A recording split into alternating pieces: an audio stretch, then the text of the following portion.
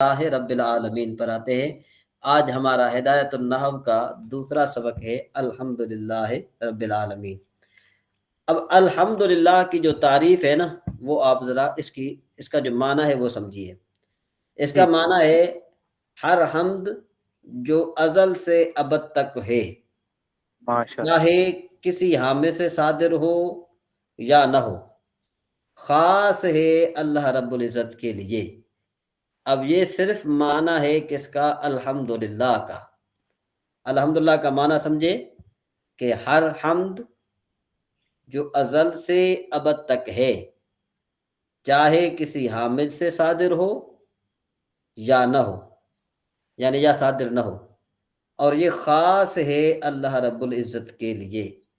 اب یہ معنی بن گئے اس کی جو تعریف ہے وہ ہر حال میں ہے ہی ہے، چاہے کوئی تعریف کرنے والا ہو یا نہ ہو۔ ہاں، اور یہ خاص اللہ رب العالمین کے لیے ہے، اللہ رب العالمین کے لیے ہے۔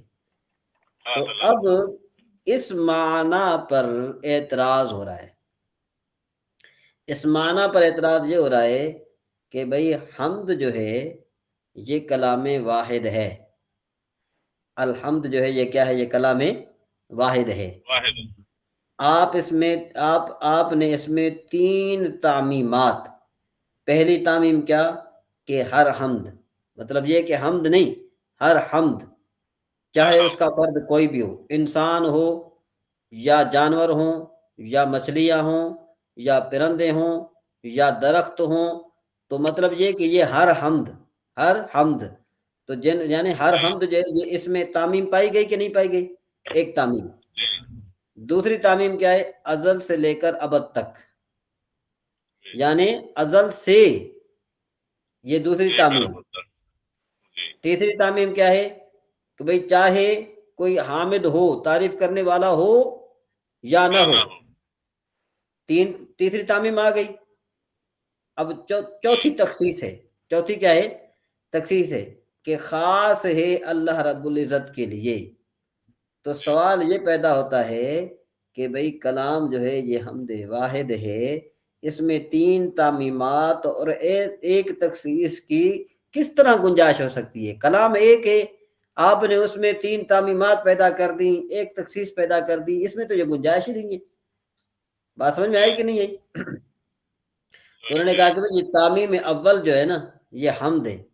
حمد کا مطلب کیا ہے؟ چاہے قلیل ہو یا کثیر، یعنی تھوڑی ہو یا زیادہ۔ دوسری تعمیم کو تعمیم ازل سے لے کر اب تک۔ تیسری تعمیم کیا بن گئی؟ حامد چاہے کوئی بھی ہو۔ اب تخصیص اللہ رب العالمین کے لیے خاص ہے، یہ 3 آ گئی۔ اس جواب کا کہتے ہیں کہ اس اعتراض کا جواب سمجھنے سے پہلے تمہید نے ایک فائدے کا سمجھنا ضروری ہے۔ فائدہ کیا ہے؟ فائدہ یہ ہے کہ الف لام کی 4 قسمیں ہیں۔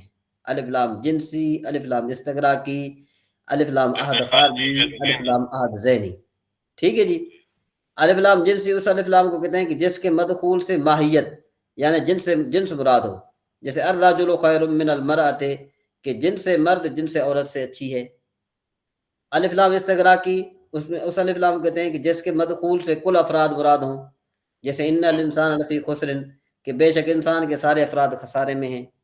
اور الف لام عہد خارجی اس کو کہتے ہیں، اس الف لام کو کہتے ہیں کہ جس کے مدخول سے فرد معین مراد ہو، جیسے فعصا فرعون الرسول، کہ فرعون نے رسول یعنی حضرت موسیٰ علی نبینا علیہ السلام کی نافرمانی کی۔ الف لام عہد ذہنی اس الف لام کہتے ہیں کہ جس کے مدخول سے فرد غیر معین مراد ہو، جیسے اخاف ان یاکلہ الذئب، میں خوف کھاتا ہوں کہ اس کو کوئی بھیڑیا کھا جائے۔ یعنی حضرت یعقوب علیہ نبینا علیہ السلام نے جب حضرت یوسف علیہ نبینا علیہ السلام کے بارے میں یہ ارشاد فرمایا تھا۔ تو اب تمہید کے بعد جواب کو آپ جو ہے ذرا تھوڑا توجہ کے ساتھ سمجھنے کی کوشش کریں۔ کیسے؟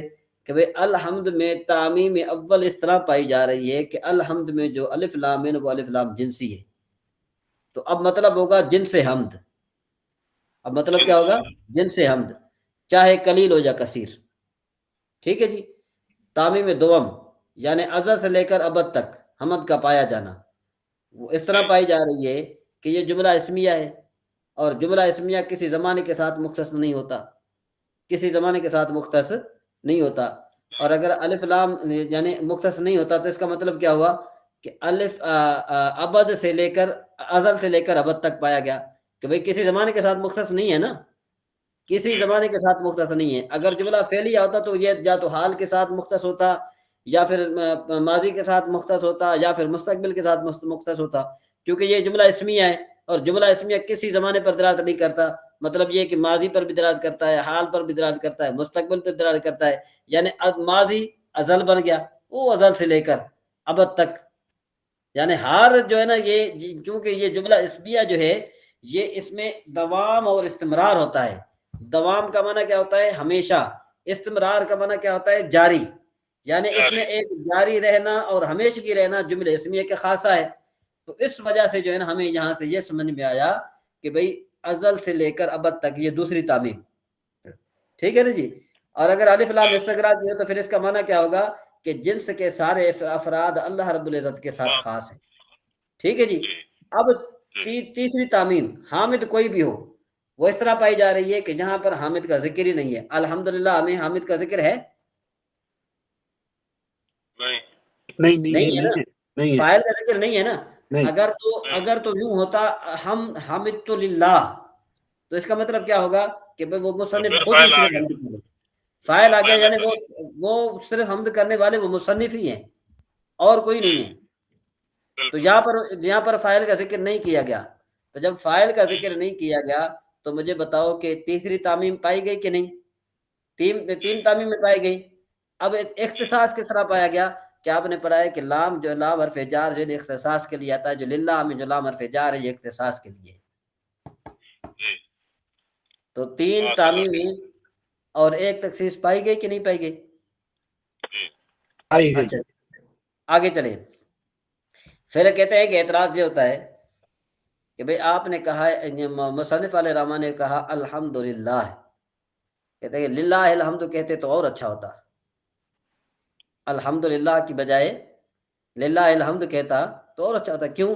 اس لیے کہ حمد جو ہے نا یہ وصف ہے، اور للہ میں جو ہے نا یہ کیا ہے؟ یہ اس میں ذات ہے، ذات وصف سے مقدم ہوتی ہے۔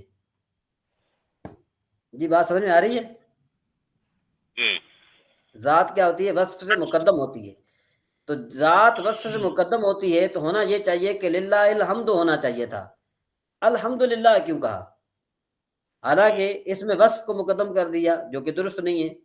تو اس کا جواب یہ ہے، کہتے ہیں کہ جب وصف جو ہے نا، یعنی وصف کو دو صورتوں میں ذات پر مقدم کیا جاتا ہے، دو صورتوں میں۔ نمبر ایک کہ جب وصف جو ہے نا اس ذات کے ساتھ خاص ہو، وہ وصف جو ہے نا اس ذات کے ساتھ خاص ہو۔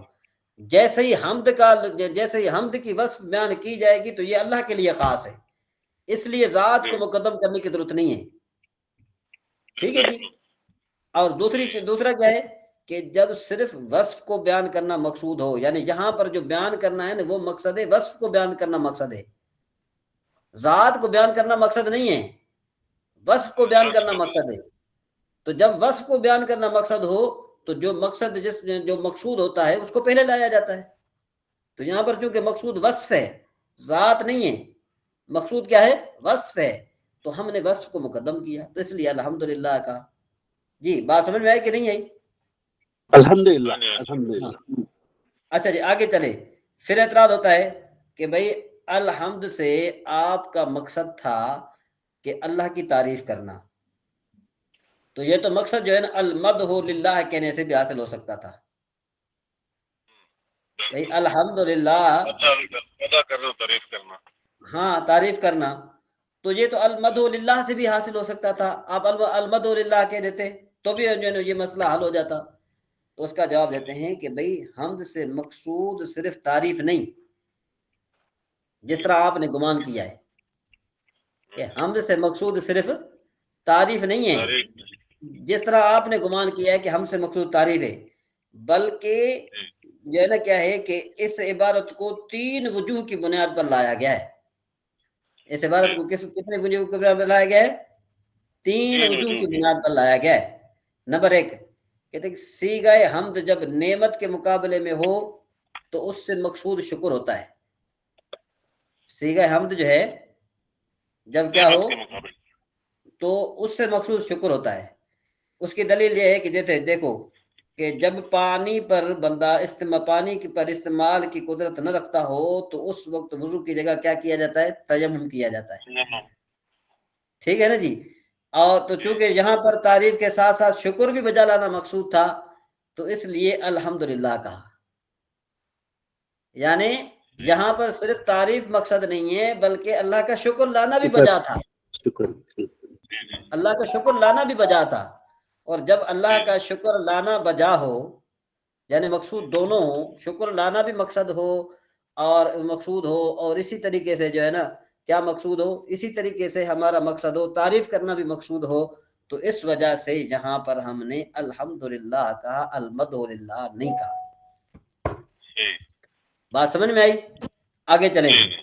دوسرا کہتے ہیں کہ بھئی شکر صرف نعمت کے مقابلے میں آتا ہے، کہ جب جب کہ حمد عام ہے تو اللہ رب العزت بھی اسی شان کے لائق ہے کہ اس کا ہر وقت شکر بجا لانا چاہیے، اس کے مقابلے میں نعمت ہو یا نہ ہو، ٹھیک ہے جی۔ اللہ کس کے لائق ہے؟ اس وقت ہمیں اس کا ہر وقت ہمیشہ شکر بجا لانا چاہیے، شکر بجا لینا چاہیے، ہاں شکر بجا لانا چاہیے، چاہے اس کے مقابلے میں نعمت ہو یا نہ ہو۔ تو کہتے ہیں کہ اگر المدح للہ کہا جاتا ہے نا تو تعریف تو بیان ہو جاتی لیکن شکر ادا نہیں ہوتا، تو اس وجہ سے مصنف علیہ الرحمٰن نے الحمدللہ کہا، المدح للہ نہیں کہا۔ سبحان اللہ۔ تیسری وجہ کیا ہے کہ حمد صرف جو ہے نا ذی علم کی جاتی ہے، یعنی جو علم والا ہو، اور مدح جو ہے نا یہ عام ہے، ذی علم کی بھی کی جاتی ہے اور اس کی بھی کی جاتی ہے کہ جس میں شعور نہ ہو۔ ذی علم کی جائے، اس کی مثال دیتے ہیں، جیسے دیکھو مدح تو سلطان لعادل، کہ بھئی میں نے سلطان کی جو ہے وہ بادشاہ کی تعریف کی عدل کی وجہ سے، اور غیر ذی علم ہو، غیر ذی شعور ہو، اس کی مثال جیسے مدح تو اللؤلؤ، کہ میں نے موتی کی تعریف کی، کسی بے جان چیز کی تعریف میں، بے جان چیز کی تعریف کی۔ تو اگر المدح للہ کہا جاتا تو یہ بھی پیدا ہو سکتا تھا نا کہ یعنی یہ بھی وہاں جا سکتا تھا نا، اللہ رب العزت کی ذات کی طرف جا سکتا تھا کہ معاذ اللہ اس میں غیر ذی علم والا ایک شبہ پیدا ہو رہا تھا، اس شبہ سے بچنے کے لیے مصنف علیہ الرحمٰن نے الحمدللہ کہا، المدح للہ نہیں کہا۔ جی حضرت، سبحان اللہ، سبحان اللہ، کافی حد تک بات سمجھ میں آ گئی آج؟ اللہ کی شکر، الحمدللہ۔ ہاں، تو یہ آج آپ کا سبق جو ہے یہاں تک آپ کا سبق پورا ہوا، کہ اگر تو آپ جو ہے وہ جو PDF ہے آپ کی طرف میں روزانہ بھیج رہا ہوں، آپ PDF کو